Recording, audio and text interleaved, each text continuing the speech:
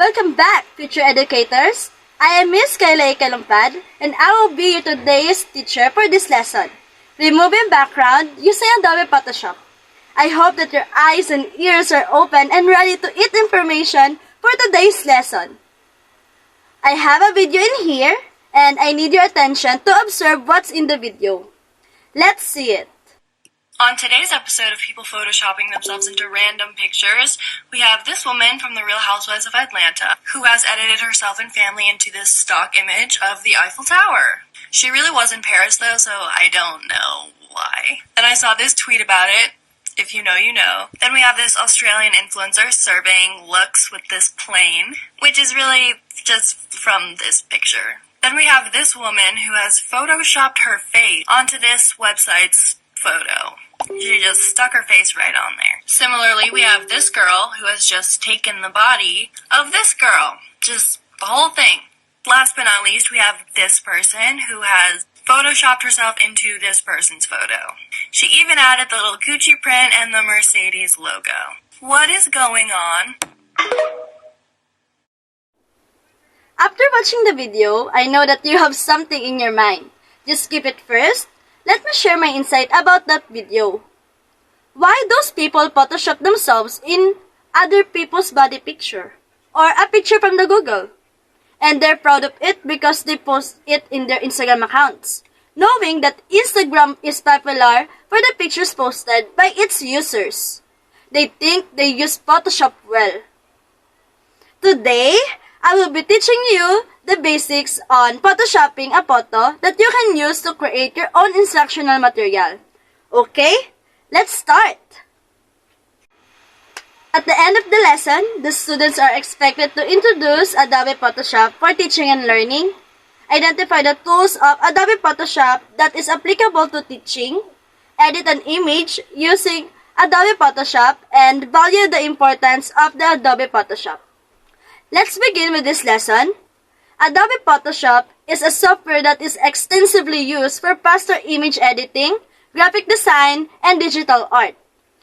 It makes us use layering to allow for depth and flexibility in the design and editing process, as well as provide powerful editing tools that, when combined, are capable of just about anything.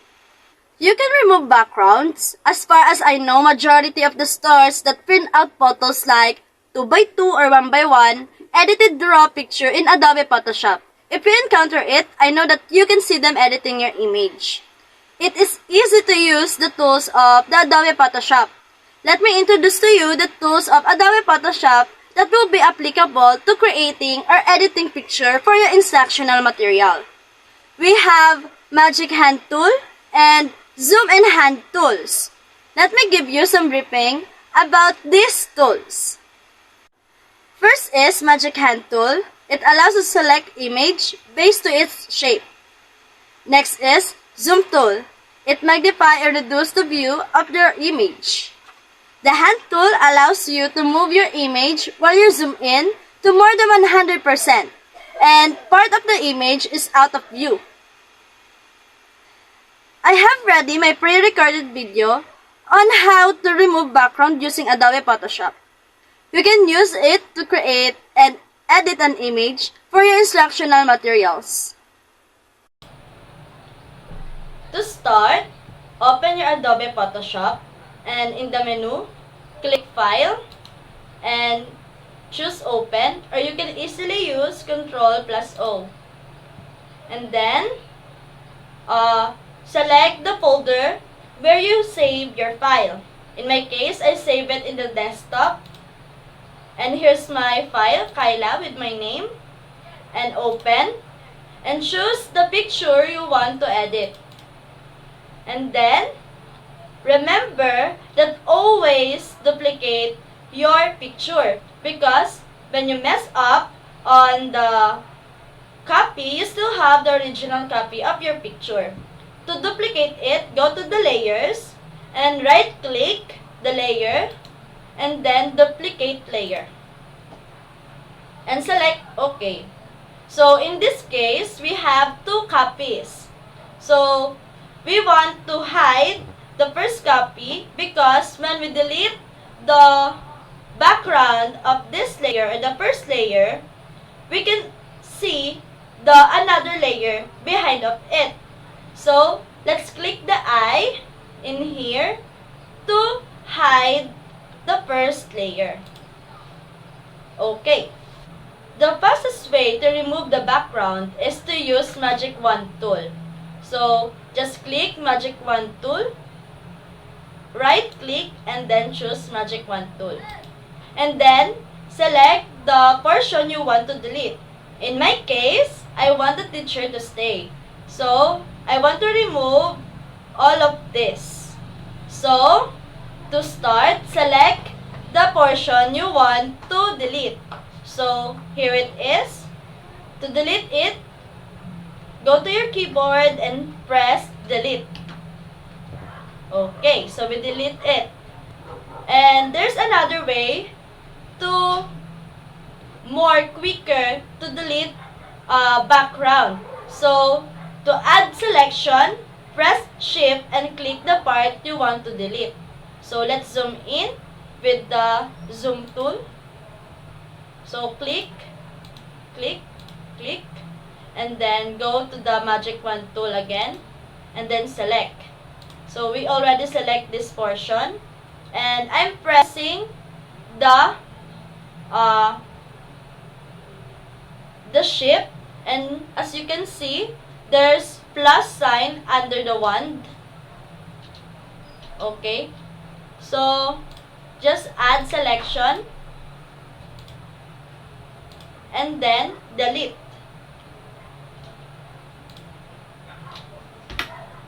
So here it is. We already delete it. So just select another portion.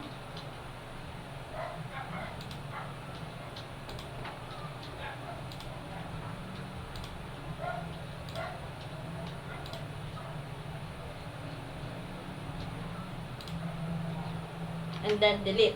So we can still see the broken lines. If you want to remove it, just Control plus D. Delta. Control plus D. So there's no broken lines stay. So let's delete or let's remove the background of it.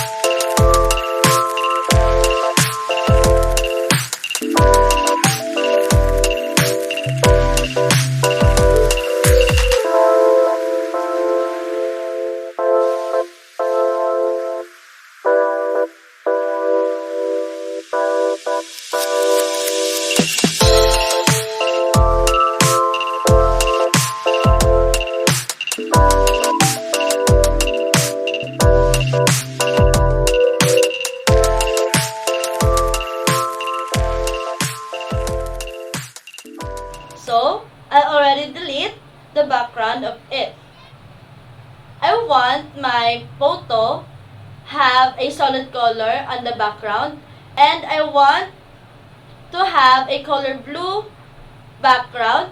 To add it up, let's add layer. Select layer in the menu and search for new fill layer. Here it is. You can use solid color, gradient, and pattern. So in my case, I want a solid color with color blue. I select color with the blue and okay. As you can see, the layer is up front. So it is the only thing that we can see in our photo. So to make it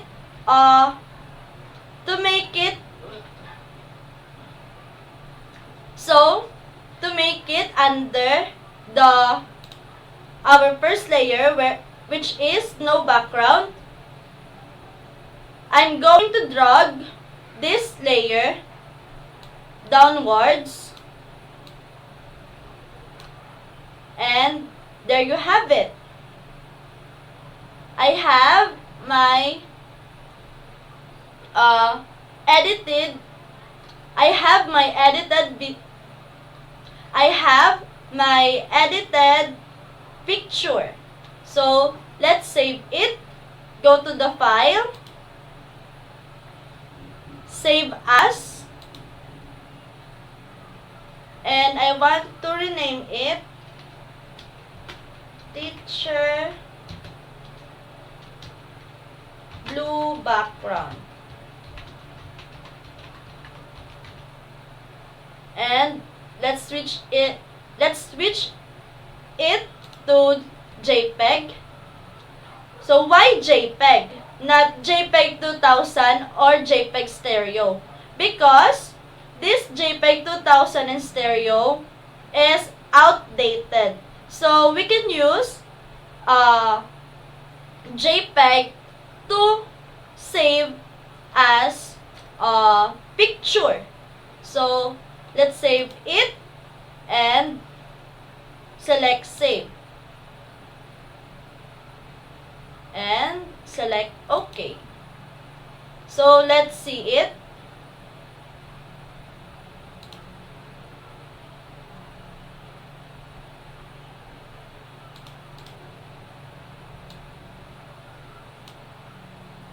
So Teacher Blue background, let's open it.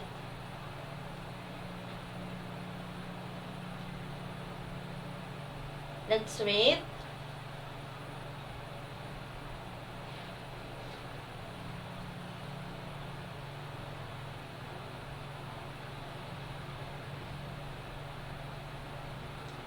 And we already have a picture that we can use to build.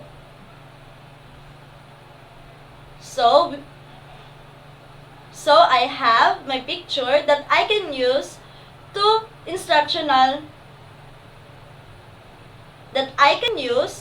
to make my own instructional material. So you can use this method to remove the background and replace it with another solid color or another background that you want to use. Okay? That's it. Thank you. You can use the Adobe Photoshop programs to create a wide range of products, from illustration, page layouts, websites, photographic compositions, video, and 3D images.